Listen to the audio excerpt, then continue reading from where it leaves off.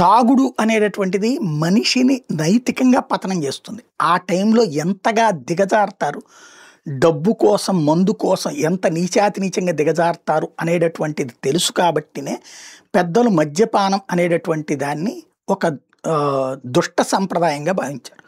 కానీ కాలం మారింది, కలికాలం వచ్చింది. మంచిని చెడుగా, చెడుని మంచిగా చిత్రీకరించుకుంటూ చేతుల్లో ఉన్న మీడియాలతో నైతికతను అనైతికతగా, అనైతికతను నైతికతగా ప్రచారం చేసుకుంటూ సాగిపోతున్నాం.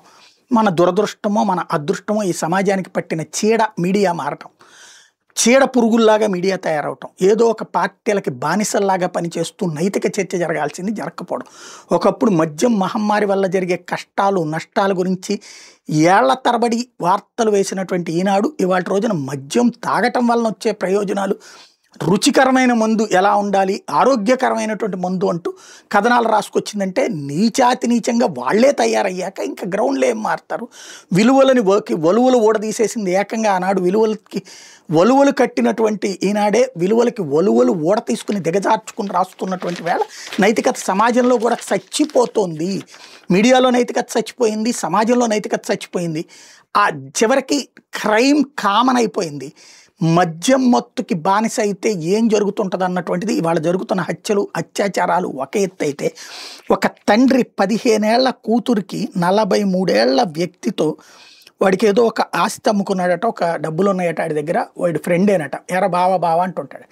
అందుకని తనకి డబ్బులు 20 లక్షలు అప్పు చేశాడట ఆడి దగ్గర. అప్పుడు కాస్త ఏమని, నా కూతురు నీకు ఇచ్చి పెళ్లి చేస్తారే బావ అంటున్నావు కదా అని చెప్పి. తండ్రి వయసోడు వాడు కూడా, వాడికి ఇచ్చేసి 2 చోట్ల తాళి కట్టిస్తే అమ్మాయి 15 ఏళ్ళు, మైనర్. 18 ఏళ్ళు దాటిన తర్వాత చేస్తే ఏం చేయగలిగేది కాదు.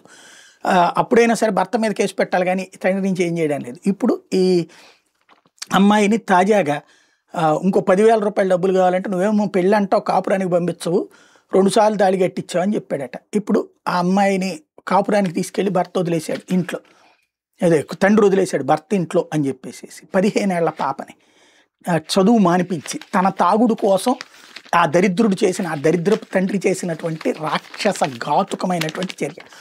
ఫైనల్గా ఇప్పుడు ఆ అమ్మాయి చుట్టుపక్కల వాళ్ళతో కలిసి పోలీసులకు కంప్లైంట్ చేస్తే బయటపడినటువంటి ఈ ఉదంతం మైలవరం దగ్గర చోటు చేసుకుంది. కాసుల కక్కుర్తో తండ్రి 15 ఏళ్ల వయసున్న కుమార్తెను మద్యానికి బానిసై భార్య నుంచి విడిపోయిన 43 ఏళ్ల వ్యక్తితో దొంగ పెళ్లి చేసి అతని నుంచి లక్షలు తీసుకున్నాడు. కాపురానికి వెళ్ళింది నిరాకరించిన కుమార్తెను మద్యానికి సైతం అలవాటు చేశాడు. ఆమె మత్తులో ఉన్నప్పుడు పెళ్లి చేసిన వ్యక్తి ఇంటికి పంపాడు.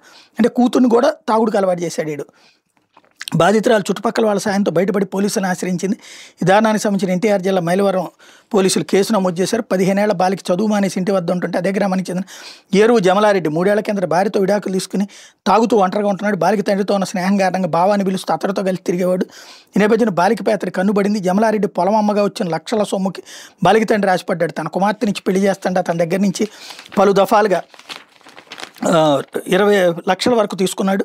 ఇటీవల గొబ్బల మంగమ్మ గుడి వద్దకు తీసుకెళ్లి ఒకసారి వేరే ప్రాంతంలో, మరోసారి జమలారెడ్డి రహస్యంగా పెళ్లి చేశాడు. రమలారెడ్డితో తన కూతురికి రహస్యంగా పెళ్లి చేశాడు. ఇందుకు ఇష్టపడని బాలిక పుట్టింట్లోనే ఉంటుంది. అయితే తండ్రి ఆమెకు మద్యం అలవాటు చేశాడు. ఈ నెల 12న బాలిక తండ్రి జమలారెడ్డిని డబ్బులు అడిగాడు. నీ కుమార్తె నాతో కాపురాన్ని పంపిస్తానని అతను చెప్పడంతో కుమార్తెకు మద్యం తాగించి ఆ మత్తులోనే అతని ఇంటి దగ్గర దింపి 10,000 తెచ్చుకున్నాడు. అసహ్యంగా ప్రవర్తిస్తున్న జమలారెడ్డి బారి నుండి బయటపడిన బాలిక ఐసీడీఎస్ సిబ్బంది సాయంతో తమకు ఫిర్యాదు చేసినట్టు ఎస్ఐ చెప్పారు. బాలిక తండ్రి జమలారెడ్డిపై ఫోక్సో చట్టం కింద కేసు నమోదు చేసి సోమవారం అరెస్ట్ చేశామని చెప్పారు. బాలికను విజయవాడలోని జునైనల్ హోమ్కి తరలించారు. ఈ మందు ఎంత దుర్మార్గాలకి తయారు చేస్తుందో చూడండి.